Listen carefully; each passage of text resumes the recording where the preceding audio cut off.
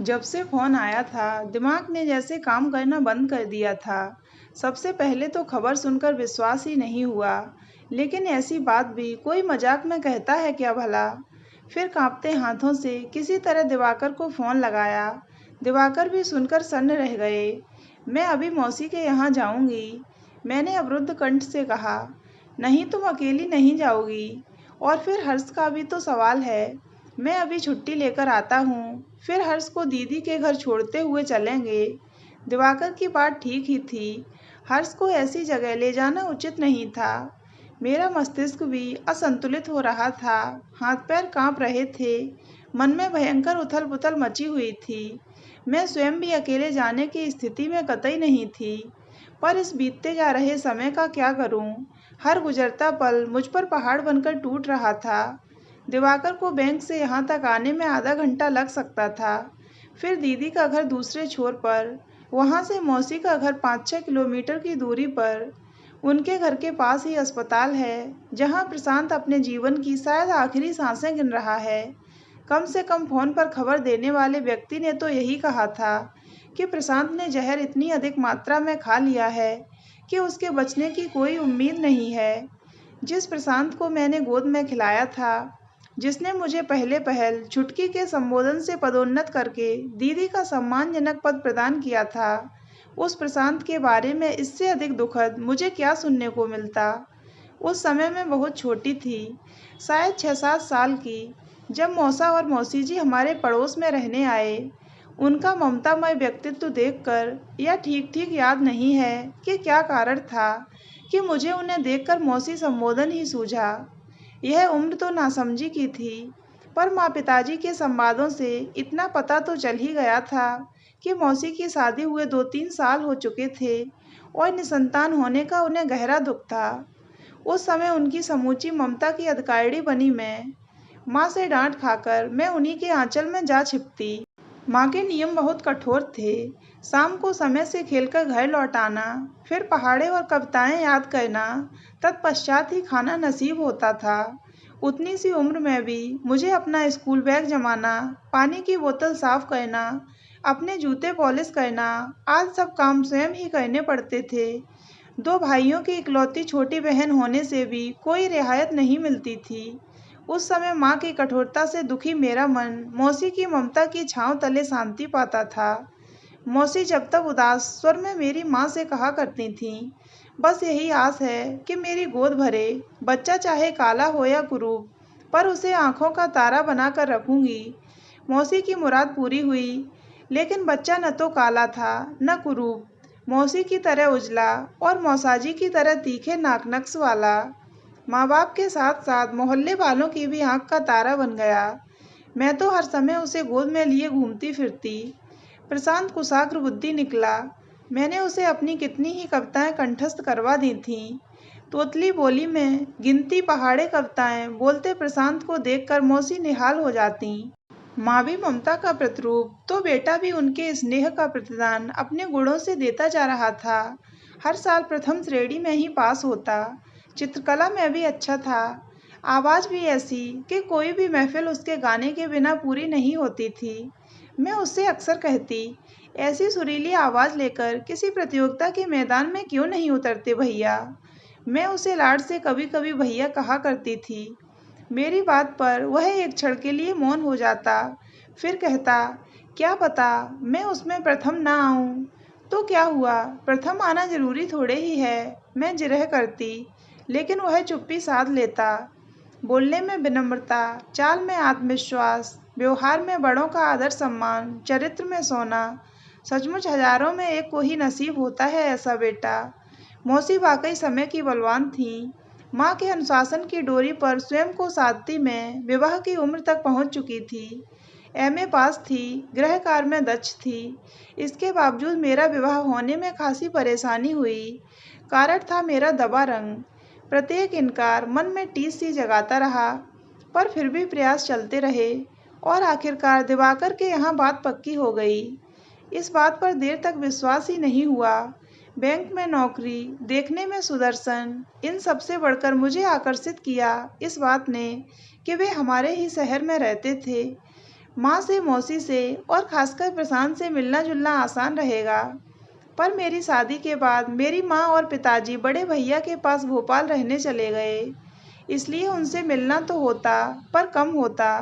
मौसी अलबत्ता वहीं थी। उन्होंने शादी के बाद सगी माँ की तरह मेरा ख्याल रखा। मुझे और दिवाकर को हर त्योहार पर घर खाने पर बुलाती, नेक देती।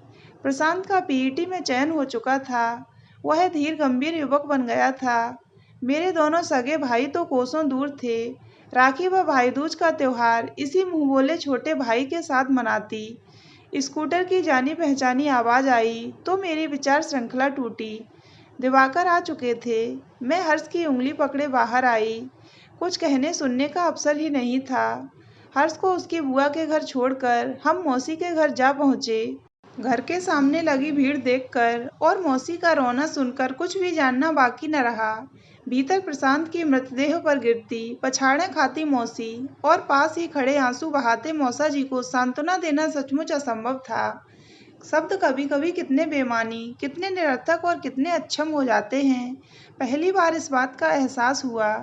भरी दोपहर में किस प्रकार उजाले पर कालिक पुत जाती है। हाथ भर की दूरी पर खड़े लोग किस तरह नजर आते हैं। गुजरे व्यक्ति के साथ खुद भी मर जाने की इच्छा किस प्रकार बलवती हो उठती है। मुंह बोली बहन होकर मैं इन अनुभूतियों के दौर से गुजर रही थी। सगे माँ बाप के दुख का तो कोई और छोर ही नहीं था। रह रहकर एक ही प्रश्न हृदय को मथ रहा था कि प्रशांत ने आखिर ऐसा क्यों किया। माँ बाप का दुलारा 2 वर्ष पहले ही इंजीनियरिंग की पढ़ाई पूरी की थी। अभी उसे इसी शहर में एक साधारण सी नौकरी मिली हुई थी, पर उससे वह संतुष्ट नहीं था। बड़ी कंपनियों में नौकरी के लिए आवेदन कर रहा था। अपने दोस्त की बहन उसे जीवन संगिनी के रूप में पसंद थी। मौसी और मौसा जी को कोई ऐतराज होने का सवाल ही नहीं था। लड़की उनकी बचपन से देखी परखी और परिवार जाना पहचाना था। तब आखिर कौन सा दुख था जिसने उसे आत्महत्या का कायरतापूर्ण निर्णय लेने के लिए मजबूर कर दिया। सच है, पास पास रहते हुए भी कभी कभी हमारे बीच लंबे फासले उगाते हैं। किसी को जानने समझने का दावा करते हुए भी हम उससे कितने अपरिचित रहते हैं। सन्निकट खड़े व्यक्ति के अंतर्मन को छूने में भी असमर्थ रहते हैं। अभी 2 दिन पहले तो प्रशांत मेरे घर आया था। थोड़ा सा चुप चुप जरूर लग रहा था, पर इस बात का एहसास तक नहीं हुआ था कि वह इतने बड़े तूफानी दौर से गुजर रहा है। कह रहा था, दीदी इंटरव्यू बहुत अच्छा हुआ है, चयन की पूरी उम्मीद है। सुनकर बहुत अच्छा लगा था। उसकी महत्वाकांक्षा पूरी हो, इससे अधिक भला और क्या चाहिए। और आज यह सब क्यों किया प्रशांत ने ऐसा। मौसी और मौसा जी से तो कुछ पूछने की हिम्मत ही नहीं हुई। मन में प्रश्न लिए मैं और दिवाकर घर लौट आए। धीरे धीरे प्रशांत की मृत्यु को 5-6 महीने बीत चुके थे। इस बीच मैं जितनी बार मौसी से मिलने गई, लगा जैसे इस दुनिया से उनका नाता ही टूट गया है। खोई खोई दृष्टि, थकी थकी देह, अपने ही मौन में सहमी सिमटी सी मौसी बहुत कुरेदने पर बस इतना ही कहती, इससे तो अच्छा था कि मैं निसंतान ही रहती। उनकी बात सुनकर मन पर पहाड़ सा बोझ लद जाता। मौसा जी तो फिर भी ऑफिस की व्यस्तताओं में अपना दुख भूलने की कोशिश करते, पर मौसी लगता था इसी तरह निरंतर घुलती रहीं तो एक दिन पागल हो जाएंगी। समय गुजरता गया। सच है, समय से बढ़कर कोई मरहम नहीं। मौसी जो अपने एकांत कोष में बंद हो गई थीं, स्वयं ही बाहर निकलने लगीं। कई बार बुलाने के बावजूद वे इस हादसे के बाद मेरे घर नहीं आई थीं। एक रोज उन्होंने अपने आप फोन करके कहा कि वे दोपहर को आना चाहती हैं।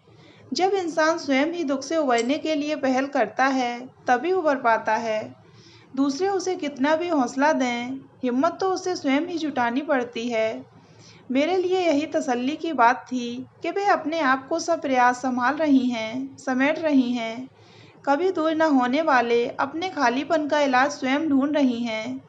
8-10 महीनों में ही मौसी वर्षों की बीमार लग रही थीं। गोरा रंग कुमला गया था, शरीर कमजोर हो गया था, चेहरे पर अनगिनत उदासी की लकीरें दिखाई दे रही थीं। जैसे यह भीषण दुख उनके वर्तमान के साथ भविष्य को भी लील गया है। मौसी की पसंद के ढोकले मैंने पहले से ही बना रखे थे, लेकिन मौसी ने जैसे मेरा मन रखने के लिए जरा सा चक्कर प्लेट पर सरका दी। अब तो कुछ खाने की इच्छा नहीं रही। मौसी ने एक दीर्घ निश्वास छोड़ा। मैंने प्लेट जबरन उनके हाथ में थमाते हुए कहा, खाकर देखिए तो सही कि आपकी छुटकी को कुछ बनाना आया कि नहीं। उस दिन हर्ष की स्कूल की छुट्टी थी। यह भी एक तरह से अच्छा ही था, क्योंकि वह अपनी नटखट बातों से वातावरण को बोझिल नहीं होने दे रहा था। प्रशांत का विषय दरकिनार रख हम दोनों भरसक सहज वार्तालाप की कोशिश में लगी हुई थीं। तभी हर सांप सीढ़ी का खेल लेकर आ गया। नानी हमारे साथ खेलेंगी। वह मौसी का हाथ पकड़कर मचलने लगा। मौसी के होठों पर एक छीड़ मुस्कान उभरी, शायद विगत का कुछ याद करके। फिर वे खेलने के लिए तैयार हो गईं। बोर्ड बिछ गया। नानी मेरी लाल गोटी, आपकी पीली। हर्ष ने अपनी पसंदीदा रंग की गोटी चुन ली। ठीक है, मौसी ने कहा, पहले पासा मैं फेंकूंगा। हर्ष बहुत ही उत्साहित लग रहा था। दोनों खेलने लगे। हर्ष जीत की ओर अग्रसर हो रहा था कि सहसा उसके फेंके पासे में 4 अंक आए और 99 के अंक पर मुंह फाड़े पड़ा सांप उसकी गोटी को निगलने की तैयारी में था। हर्ष चीखा, नानी हम नहीं मानेंगे, हम फिर से पासा फेंकेंगे। बिल्कुल नहीं, अब तुम वापस 6 पर जाओ। मौसी भी जिद्दी स्वर में बोली। दोनों में वाद प्रतिवाद जोर शोर से चलने लगा। मैं हैरान, मौसी को हो क्या गया है? जरा से बच्चे से मामूली बात के लिए लड़ रही हैं। मुझसे रहा नहीं गया। आखिर बीच में बोल पड़ी, मौसी फेंकने दो ना उसे फिर से पासा, जीतने दो उसे, खेल ही तो है। यह तो खेल है, पर जिंदगी तो खेल नहीं है ना। मौसी थके हारे स्वर में बोली। मैं चुप। मौसी की बात बिल्कुल समझ में नहीं आ रही थी। सुनो शोभा, बच्चों को हार सहने की भी आदत होनी चाहिए। आजकल परिवार बड़े नहीं होते, 1 या 2 बच्चे बस, उनकी हर आवश्यकता हम पूरी कर सकते हैं। जब तक जहाँ तक हमारा बस चलता है, हम उन्हें हारने नहीं देते, निराशा का सामना नहीं करने देते। लेकिन ऐसा हम कब तक कर सकते हैं? जैसे ही घर की दहलीज से निकलकर बच्चे बाहर की प्रतियोगिता में उतरते हैं, हर बार तो जीतना संभव नहीं है ना, मौसी ने कहा। मैं उनकी बात का अर्थ आहिस्ता आहिस्ता समझती जा रही थी। तुमने गौतम बुद्ध की कहानी तो सुनी होगी ना। उनके माता पिता ने उनके कोमल, भावुक और संवेदनशील मन को इस तरह सहेजा कि युवावस्था तक उन्हें कठोर वास्तविकताओं से सदा दूर ही रखा। और अचानक जब वे जीवन के 3 सत्य, बीमारी, वृद्धावस्था और मृत्यु से परिचित हुए तो घबरा उठे। उन्होंने संसार का त्याग कर दिया, क्योंकि संसार उन्हें दुखों का सागर लगने लगा। पत्नी का प्यार, बच्चे की ममता और अथाह राजपाट भी उन्हें रोक न सका। मौसी की आंखों से अविरल अश्रुधार बहती जा रही थी। पंछी भी अपने नन्हे बच्चों को उड़ने के लिए पंख देते हैं, तत्पश्चात उन्हें अपने साथ घोंसलों से बाहर उड़ाकर सक्षम बनाते हैं, खतरों से अवगत कराते हैं, और हम इंसान होकर अपने बच्चों को अपनी ममता की छांव में समेटे रहते हैं, उन्हें बाहर की कड़ी धूप का एहसास तक नहीं होने देते। एक दिन ऐसा आता है जब हमारा आंचल छोटा पड़ जाता है और उनकी महत्वाकांक्षाएं बड़ी, तब क्या कमजोर पंख लेकर उड़ा जा सकता है भला? मौसी अपनी रौ में बोलती जा रही थीं।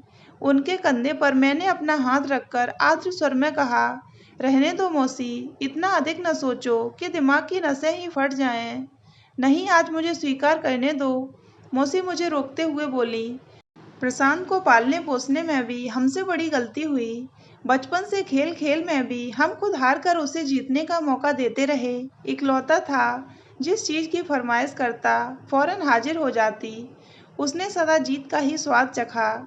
ऐसे क्षेत्र में वह जरा भी कदम नहीं रखता जहां हारने की थोड़ी भी संभावना होती। मौसी एक पल के लिए रुकी, फिर जैसे कुछ सोचकर बोली, जानती हो उसने आत्महत्या क्यों की? उसे जिस बड़ी कंपनी में नौकरी चाहिए थी, वहां उसे नौकरी नहीं मिली। भयंकर बेरोजगारी के इस जमाने में मनचाही नौकरी मिलना आसान है क्या? अब तक सदा सकारात्मक उत्तर सुनने के आदी प्रशांत को इस मामूली असफलता ने तोड़ दिया और उसने। मौसी दोनों हाथों में मुंह छिपाकर फूट फूट कर रो पड़ी। मैंने उनका सिर अपनी गोद में रख लिया। मौसी का आत्मविश्लेषण बिल्कुल सही था और मेरे लिए सबक। माँ के अनुशासन तले दबी सिमटी में हर्ष के लिए कुछ ज्यादा ही उन्मुक्तता की पचदर हो गई थी।